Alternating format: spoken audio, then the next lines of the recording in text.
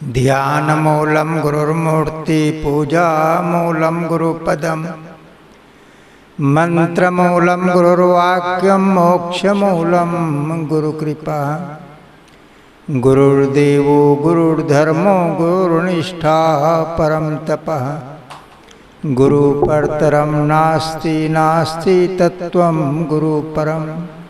बोलिए सतगुरुदेव की जय।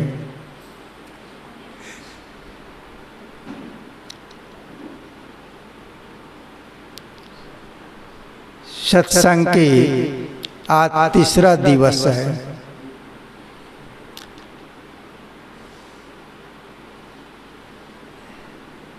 सत्संग भीतर के आँखों को खोलता है। हर इंसान के दो आँख है, दो आँख बाहर का है, दो आँख भीतर में है।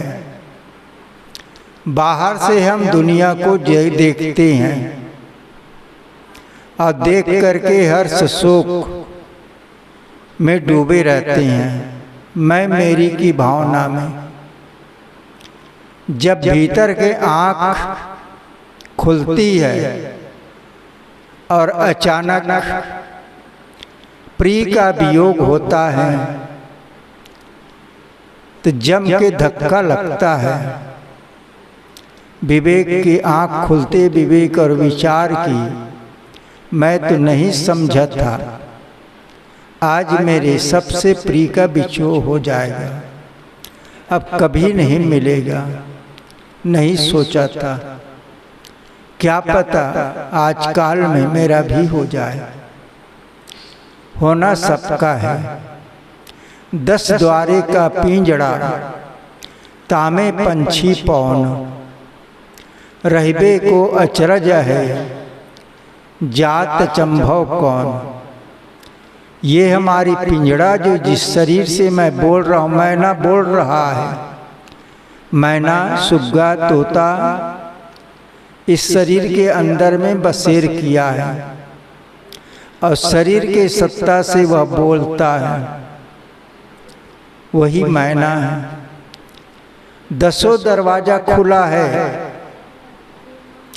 और इतने दिन तक पंछी है इस शरीर रूपी पिंजड़ा में निवास किया है। 10 द्वार, 1-2 द्वार नहीं, 10 द्वार हैं इंसान के शरीर में और सब खुला है। और इसमें पंछी का रहना ही आश्चर्य है। उड़ जाने में कोई आश्चर्य नहीं है, लेकिन शरीर पाकर के हमने क्या किया जिंदगी में, इसी को विचारना है, चिंतन करना है। वो विचार की आँखों को संत गुरुजन हमारे अंजन लगा के खोलते हैं। सोच लो, विचार कर लो, कहाँ से आए हो और कहाँ को जाओगे। सब कुछ छूटना पक्का है, कुछ भी तेरा नहीं है, कुछ भी नहीं है तेरा। 2 गज जमी है तेरी, मिल जाएगी भी तुझको, यह भी नहीं जरूरी। 2 गज जमीन अंत में इस शरीर को दफनाने के लिए मिल जाए, ये कोई जरूरी नहीं है, क्योंकि शरीर पता नहीं कहाँ पर ये प्राण पखेरु उड़े, कोई पता नहीं है। यदि अचानक दुर्घटना से मौत हो गई तो 2 गज जमीन भी नहीं मिलेगी, बस आग की ढेरी में जला के खाक कर देंगे, भभूत उड़ जाएगा, दफनाने की आवश्यकता भी नहीं। 2 गज जमीन कहाँ। और हम अभी वर्तमान में अहंकार करते हैं, ये सब मेरा है, ये सब मेरा है। मेरा कुछ भी नहीं है। हमारे दादा बाबा परपाजा सब कहते थे मेरा है मेरा है, लेकिन आज वे कहाँ हैं? नाम उन्हीं का होता है। कहा गया है उपनिषद में, मर जाने के बाद क्या बचता है। तो मर जाने के बाद उत्तर में बताया गया है केवल नाम, और नाम भी बचता है तो कर्म द्वारा। महान कर्म करोगे, राम कृष्ण बुद्ध महावीर कबीर तुलसी के समान, तो नाम है सूर्य और चंद्रमा के समान, हमेशा जगमगाता रहेगा, लोगों को प्रेरणा देता रहेगा। लेकिन यदि काम है हमारा, क्या किया, रावण और कंस के समान, दुर्योधन के समान, तो जो भी है धिक्कारेगा, धिक्कारेगा। काम ऐसा करो जीवन में कि नाम अमर हो, नाम अमर हो। अमर नाम ही बच जाता है जीवन में। मर जाने के बाद और कुछ मेरा नहीं है, कुछ भी नहीं है मेरा इस संसार में। तन भी गया, मन भी गया, धन भी गया, जन भी गया। क्या हमारे पूर्वज गए हैं, वे कभी आते हैं। आज पितृपक्ष चल रहा है, सब घर में अपने पूर्वजों के नाम से बड़ा भजिया खा रहे हैं, लेकिन वे पूर्वज कहाँ हैं। क्या बड़ा भजिया खाने के लिए आते हैं, केवल नाम। अब वह नाम थोड़े दिन तक, नाती पंथी आएंगे, वे कुछ भी नहीं जानेगा। इसलिए जीवन में काम वह कीजिए कि जग में फिर से न आना पड़े, लक्ष्य और राशि का भुगतना फिर न पछताना पड़े। वक्त के रहते ही अपने इच्छाओं को दमन कर, देख कर अपने ही कर्मों को फिर से न रोना पड़े। हे गुरु जी, मेरे मन की संताप हर लो इस दफा, आज तक धोखा ही खाया, अब नहीं कर धोखा ना पड़े। कर्म ही इंसान के अच्छी बुरी पहचान है, वंदे रब के वास्ते दे, कल न दोहराना पड़े। काम वह कीजिए कि जग में फिर से ना आना पड़े। ऐसा काम हम करें कि संसार में हमारी आत्मा पुनः जन्म लेकर के ना आना पड़े। शरीर मरता है, शरीर मरता है, आत्मा नहीं मरता है। आत्मा है अनादिकाल से शरीर धरता और छोड़ता है, और ये आत्मा कभी ऊंची खानी में जाता है, कभी नीची खानी में जाता है। खानियों में भटकता है, पशु पक्षी कृमि कीट में। क्योंकि आज इंसान के कर्म, इंसान के शरीर पाया है, इंसान के कर्म नहीं करेगा तो 84 भोगना ही पड़ेगा। 84 से बच नहीं सकते हैं। जितना भी अनुकूल हम सजाते हैं, घर द्वार मठ मकान और प्राणियों को भी, लेकिन सब कुछ छूटेगा, सब कुछ छूटेगा। अपने को सजाने की जरूरत है। यदि नहीं छूटना है तो अपने को सजाएं।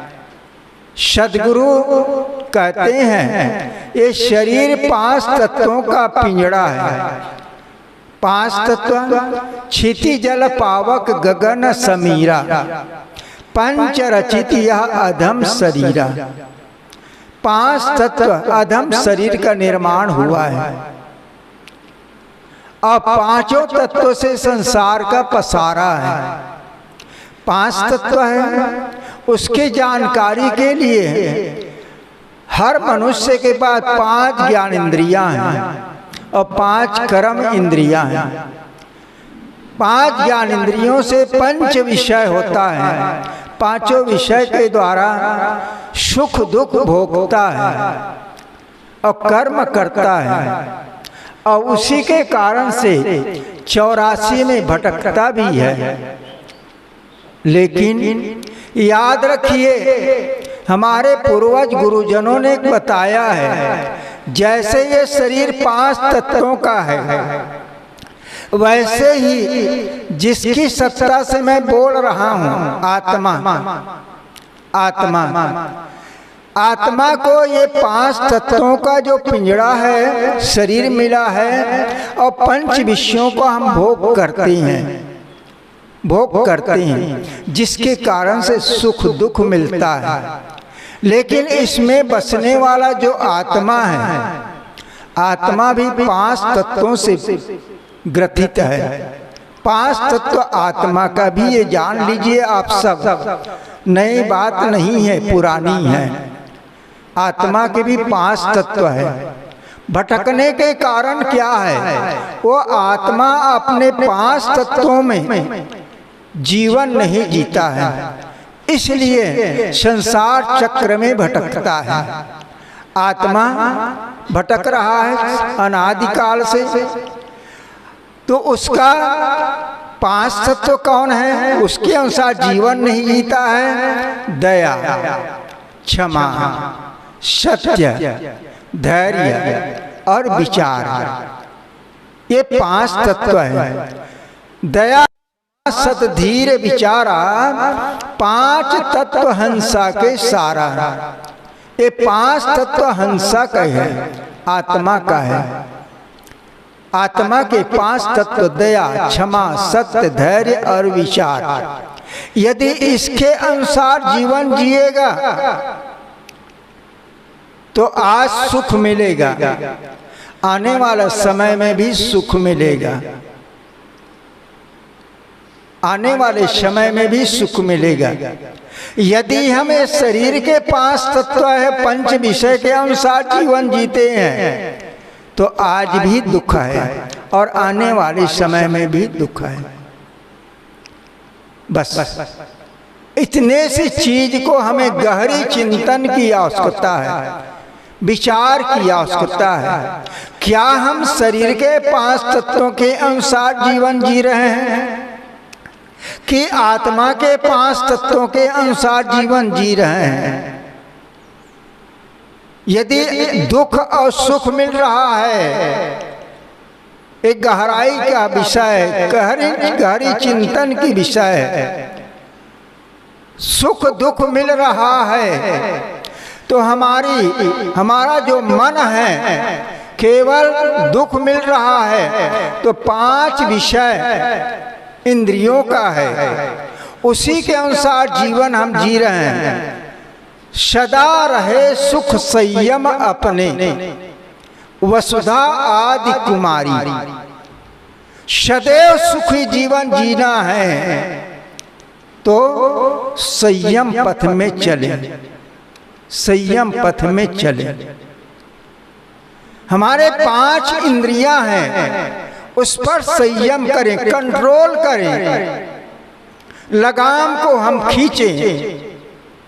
हमारे इंद्रियां जिन जिन विषयों को देखता है बस आकर्षित होता है। सुखानुभूति इस विषय को पाने के लिए, उपभोग करने के लिए बड़ा सुख मिलेगा, आनंद मिलेगा, आनंदित होता है। लेकिन यदि संयम की डोरी में हम अपने इंद्रियों को बांध लें तो आज सुखी और आगे भी सुखी।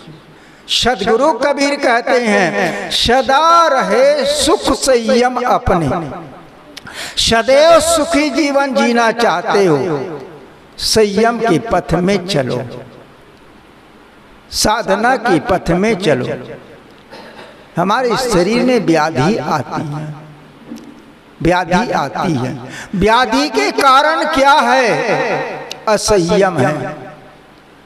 हमने कहीं न कहीं भूल किया, भूल के कारण से हमारे शरीर में अनेक प्रकार से व्याधियां आती है। डॉक्टर के पास जाते हैं व्याधि के दूर करने के लिए, डॉक्टर इलाज करता है, दवा इंजेक्शन माध्यम से देते हैं, लेकिन पुनः फिर वह व्याधि आ जाती है। क्यों आती है? असंयम के कारण से, असंयम के कारण से व्याधि बारंबार लौट करके आती है। डॉक्टर साहब कहते हैं देखो सावधान रहना, तुम्हारे शरीर में मिर्च मसाला है, ये बहुत ही हितकर है, लेकिन सावधान रहना। लेकिन क्या करें, भोजन करने बैठते हैं, बिना मिर्च के बिना अचार के भोजन भीतर जाता नहीं, अचार चाहिए। क्या फीका भोजन बनाए हैं, मिर्च मसाला कुछ भी नहीं। तो हम असंयम के पथ में, जैसे खाने का विषय है वैसे देखने का विषय है, वैसे सुनने का विषय है, पांचों विषय में हम भटक रहे हैं। इसलिए गहरी चिंतन करें, दुखों से बचना है तो 5 तत्व हंसा के सारा। हंसा आत्मा, आत्मा की, आत्मा पर दया करो। याद रखिए, बोलिए सद्गुरुदेव की जय। दया, दया करना है, ये जीवन है ना, 2 मूल तत्व से चल रहा है, जड़ और चेतन, 2 मूल तत्वों से जीवन चल रहा है। और अनादिकाल से ये जीवन में दुख सुख मिल रहा है। क्यों मिल रहा है? हम अपनी आत्मा पर दया नहीं कर रहे हैं। आत्मा पर कौन? हम कहने वाले ये मनुष्य शरीर है, आत्मा पर दया नहीं कर पा रहे हैं। हमारी आत्मा इस शरीर को आज छूटेगा और हमारी इच्छा चाहना वासना भी बाकी है, तो हमारी आत्मा कहाँ जाएगा? आत्मा मरता नहीं, अमर आत्मा पुनः माँ के गर्भ में जाएगा, और माँ के गर्भ में यूं ही पहुंच नहीं जाएगा आंखों के देखते देखते, कर्म द्वारा ही जाएगा, बिना कर्म के नहीं जा सकता है। प्रक्रिया को समझने की जरूरत है। हर एक की प्रक्रिया है, कहीं भी जाने आने का। या आश्रम में आप सब आए हैं, दूर दूर के निवासी हैं भी आए हैं, निकट के भी निवासी आए हैं, कोई पैदल आए हैं निकट वाले, कोई गाड़ी से आए हैं, 2 पहिया से 4 पहिया से सब आए हैं, माध्यम है। इसी प्रकार से कहीं भी जाना चाहते हैं बिना साधन के नहीं, तो साधन है कर्म। कहीं भी आने जाने का साधन है, माध्यम है कर्म। इसलिए यदि अपनी आत्मा पर दया करते हो, मूल दया जो आप संभरे और जीव को तारे, मूल दया, दया धर्म का मूल है। पाप मूल अभिमान, तुलसी दया न छाड़िए, जब लग घट में प्राण। हम प्राणियों पर दया करते हैं, लेकिन अपने पर दया नहीं कर पा रहे हैं। अपनी पर दया। हे आत्मा, सोचो तो भला, गहरी चिंतन तो करो भला। हे आत्मा, तूने कब से भटक रहा है? अनादिकाल से। महात्मा बुद्ध कहते हैं भिक्षुओं, ये आत्मा संसार चक्र में कब से भटक रहा है, क्या तुम्हें मालूम है? भिक्षुओं ने कहा कि नहीं बनते नहीं।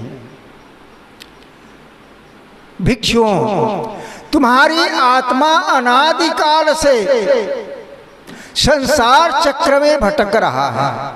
अनादिकाल से तुम अपने पर दया नहीं कर रहे हो, इसलिए।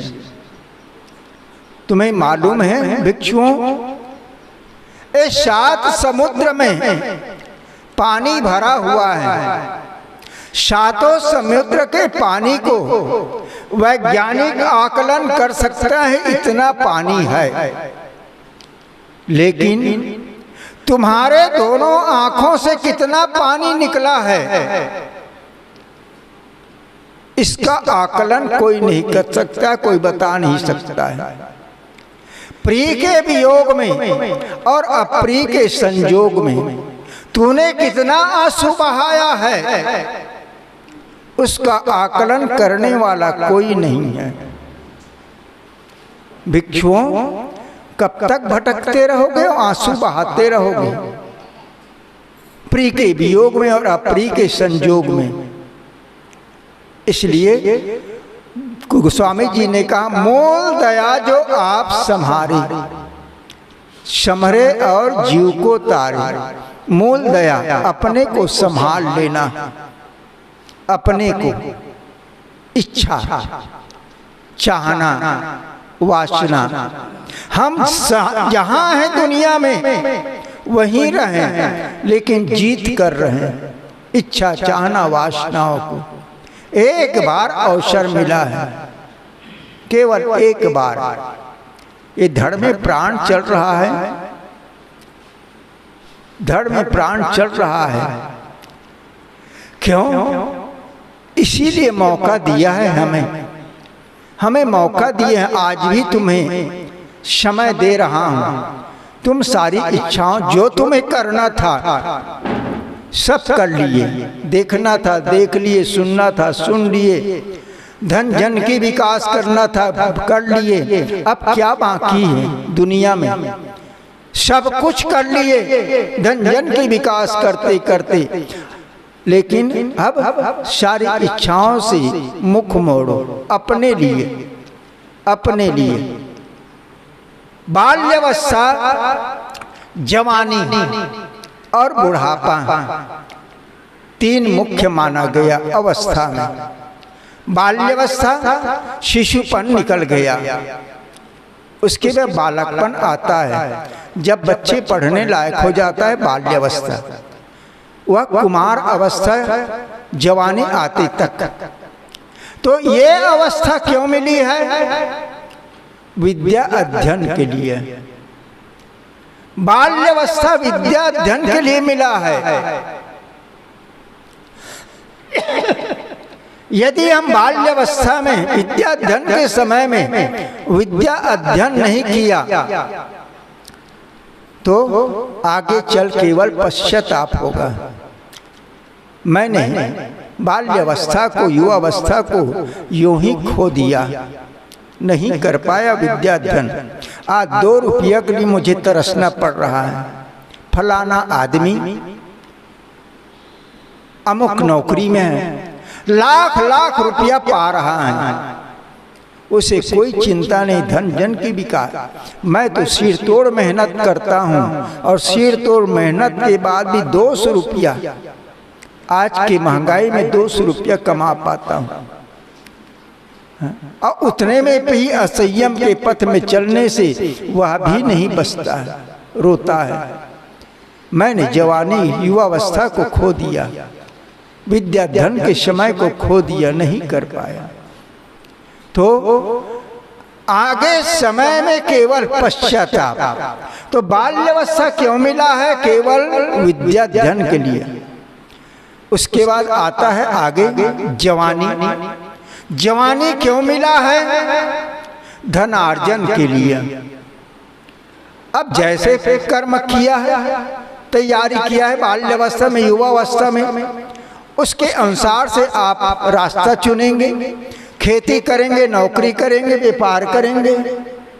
खेती, नौकरी, व्यापार के माध्यम से आप धन कमाएंगे, धन कमाएंगे।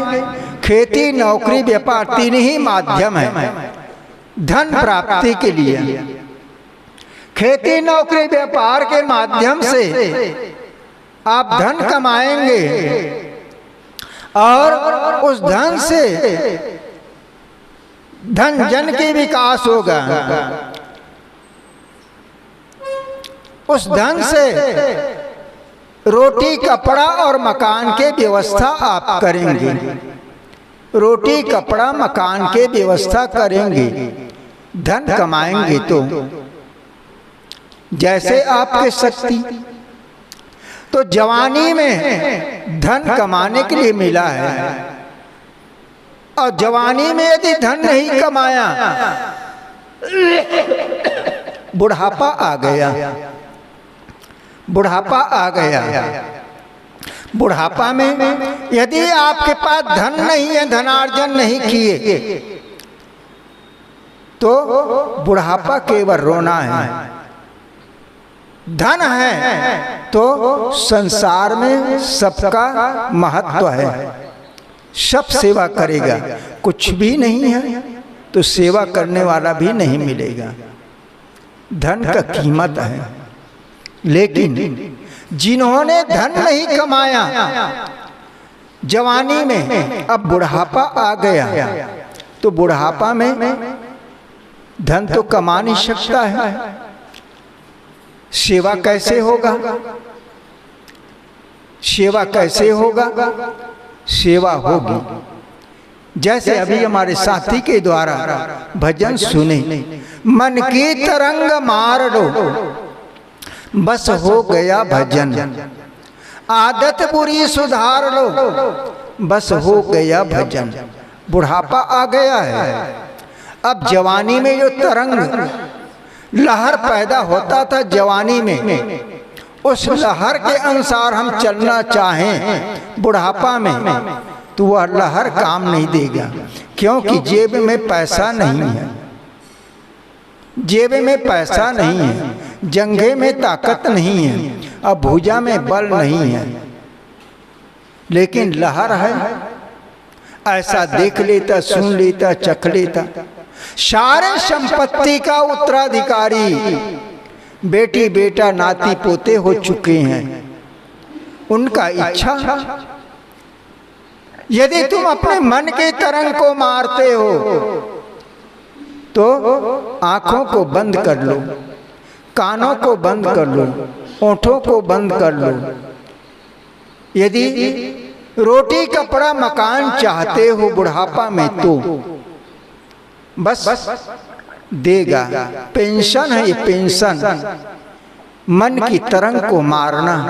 अच्छे सेवा चाहते हो तो मन की तरंग को मार लो, बस हो गया भजन। आदत बुरी सुधार लो, बस हो गया भजन। बुरी आदतों को सुधार लो, बस हो गया भजन। तो बुढ़ापा क्यों मिला है? बुढ़ापा क्यों मिला है? केवल भजन के लिए मिला है। बुढ़ापा है भजन के लिए मिला है। यदि वृद्धावस्था में बेटा बहू नाती पोते सब है और हम भजन में मन नहीं लगा रहे हैं, रागनी में डूब रहे हैं, तो कोई नहीं चाहेगा। बूढ़े हो करके अभी मोबाइल और टीवी देखना चाहता है, कुछ भी धम, तो बुढ़ापा मिला है भजन के लिए भी। और जवानी में यदि धन संग्रह किए हो तो परलोक बनाने के लिए धर्म भी करो, तीर्थ करो, सत्संग में जाओ। जो तुम्हारे पास पेंशन मिला है उसमें से खर्च करो, खाओ और खिलाओ, सुखी जीवन जियो। पेंशन मिला है तो बुढ़ापा केवल भजन के लिए मिला है। यदि भजन नहीं किया, अपने आत्मा पर दया नहीं किया, तो तुम्हारी आत्मा 84 भटकेगा। आज भी बुढ़ापा में दुख पर दुख क्यों मिलता है? हम भजन नहीं कर पा रहे हैं, अपने को जान नहीं पा रहे हैं, समझ नहीं पा रहे हैं मुझे करना क्या चाहिए। अवसर फिर न मिलेगा बांध मत गठरिया प्राणी पाप के, अवसर फिर न मिलेगा। बांध मत गठरिया प्राणी पाप के, दिन उगत से दिन डूबत तक बेदम करे कमाई। दिन उगत से दिन डूबत तक बेदम करे कमाई। अरे छोरी छोरा के पालन में महल दिए चुनवाई, जिनमें नेक न रहेगा। बांध मत गठरिया प्राणी पाप के, जिनमें नेक न रहेगा। बांध मत गठरिया प्राणी पाप के, नर्तन फिर न मिलेगा। बांध मत गठरिया प्राणी पाप के। दया करो अपनी आत्मा पर, हम दया